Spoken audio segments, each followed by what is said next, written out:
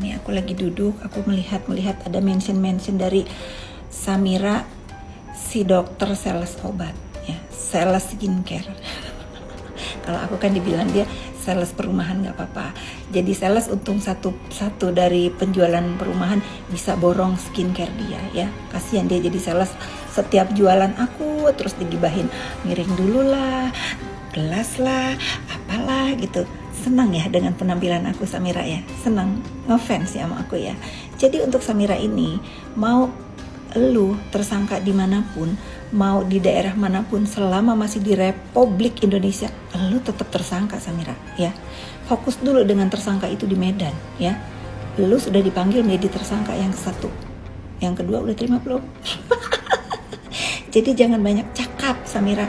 Kalau lu memang hebat Samira, lu katanya deket dengan siapa ini di Republik ini, suruh di SP3-in. Mampu gak di SP3-in?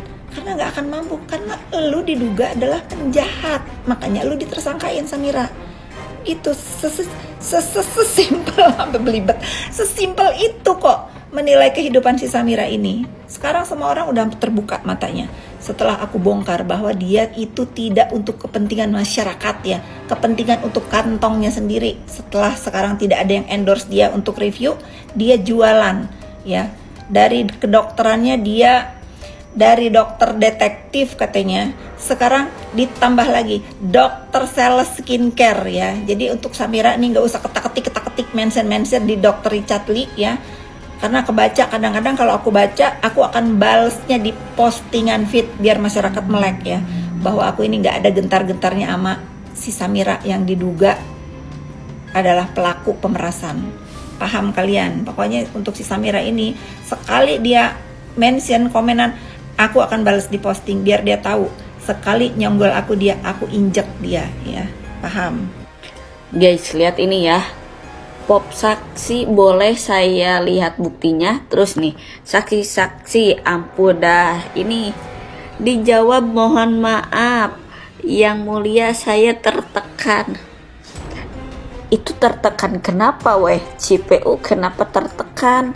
Nah, bukannya harus dengerin dulu ya sampai selesai gitu, biar tahu saksi-saksi ngomong apa aja, terus buktinya apa aja ya. Bukan malah tertekan sama siapa tuh? Emang ya, makin kesini makin kesana ya JPU ini. Ada nih saksi ahli PPATK, katanya mau didatangi tapi malah dibacakan doang. Ya gimana dong, kalau saksi harus didatangi bukan dibacakan. Nah kalau yang ini ya, selalu ngamuk saat sidang dan gak sopan pada hakim. Nikita Mirzani berpotensi di penjara 20 tahun dan keluar tahun 2045 saat udah tua. Nikita Mirzani itu ngamuk pasti ada sebabnya, itu kenapa bisa ngamuk gitu. Ini pasti ada sesuatu yang ada di persidangan tidak sesuai. Terus kenapa nih kok pada tahu langsung 20 tahun, sedangkan kan keputusan dari hakim belum datang, belum ketok palu. Jadi jangan berspekulasi 20 tahun. Kalau Nikita Mirzani yang belum tentu salah, belum ketok palu 20 tahun. Nah Reza Gladys berapa tahun? 40 tahun, 50 tahun, 10 tahun. Kita nggak tahu yang mana yang benar, yang salah. Tapi dari hasil persidangan atau dari perkembangan persidangan kita akan tahu nih seperti apa yang salah, siapa yang benar. Tahu kalian OOTD-nya Nikita Mirzani ini semua 10 miliar. Kalian bisa nggak yang julid-julid itu seperti dia? Makanya di dalam ajam dia masih bisa pakai yang 10 miliar. Apalagi kalian, kayaknya kalian nggak mampu deh. Inilah kerennya Nikita Mirzani. Keren kan? Lihat deh, dia anggun, cantik, bersahaja dan luar biasa. Dari tas, baju sampai sepatu itu 10 miliar guys. Kalian sanggup nggak? Makanya jangan julid-julid sama dia. Yang nggak mampu jangan julid ya.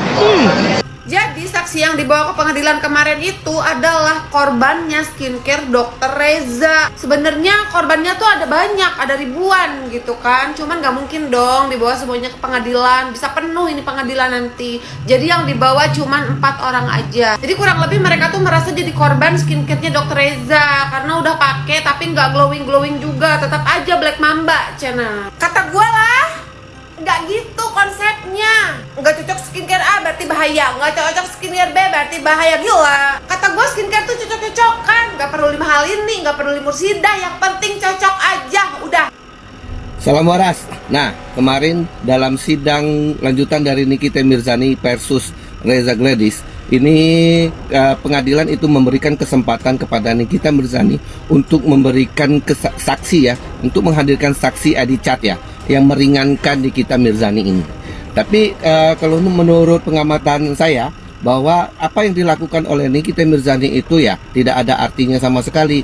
Karena apa? Nikita Mirzani ini dituduhkan melakukan pemerasan dan TPPU ya, tindak pencucian uang ya. Nah, tapi dia ini malah membahas skincare-nya Reza Gladys. Nah, jadi tidak tidak nyambung ya. Dia ingin, bukan tidak nyambung. Penilaian sekarang penilaian saya bahwa itu tidak nyambung, tapi penilaian dari Nikita Mirzani adalah nyambung karena dia ingin menggiring opini bahwa produk Reza Gladys ini memang bermasalah. Nah, tapi dia tidak mengambil poinnya, bahwa tidak mengambil poin-poin yang meringankan dia itu bahwa kalau itu memang Reza Gladys itu bermasalah, kenapa juga dia mengambil keuntungan dari 4 miliar tersebut yang dikatakan bahwa itu adalah suatu endorse untuk bagi dia ya, untuk kerjasama. Nah, mestinya dia menghadirkan orang-orang yang pernah kerjasama dengan dia tanpa membuat surat tanpa adanya perjanjian hitam di atas putih, hanya melalui telepon saja atau via WA saja untuk menghadirkan produk-produk mereka ya. Mestinya apa yang lewat dari tagline yang ada di Nikita Mirzani melakukan live misalnya kayak gitu ya. Nah, tapi ini tidak, dia malah menghadirkan orang-orang yang merasa ditipu oleh Reza Gladys. Nah, ini kan lain pokok perkaranya.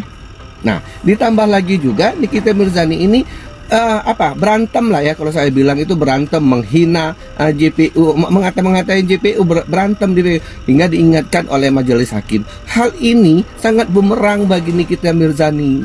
Karena ini bukan tempatnya pasar, bukan tempatnya dia untuk menggiring opini, tapi ini adalah pengadilan yang mencari bukti-bukti real, bukti-bukti nyata. Dengan dia melakukan perlawanan, berarti dia tidak menyesali perbuatan yang ada di Nikita Mirzani, membuat suatu permasalahan jadi berbelit-belit ya. Ini akan sangat memberatkan bagi dia, karena di dalam tuntutan nanti dijelaskan bahwa tidak ada hal yang meringankan bagi Nikita Mirzani. Dan buat para penggemar-penggemarnya yang tidak mengerti sidang, yang mengatakan bertele-tele, inilah suatu ya. Makanya saya mesti katakan kita perlu belajar sedikit ilmu hukum agar kita tidak dibodohi orang-orang yang ingin mengobok hukum, dan kita mengerti bagaimana tindak lanjut dari hukum tersebut ya. Jadi salam waras, saya yakin Nikita Mirzani akan dihukum dengan sangat agak berat lah ya. Salam waras. Ini sungguh mengagetkan. Kasuskah Nikita seperti apa? Kok makin kesini makin aneh. Kenapa guys? Sungguh sangat membingungkan. Oke guys, sampai jumpa di video-video selanjutnya guys.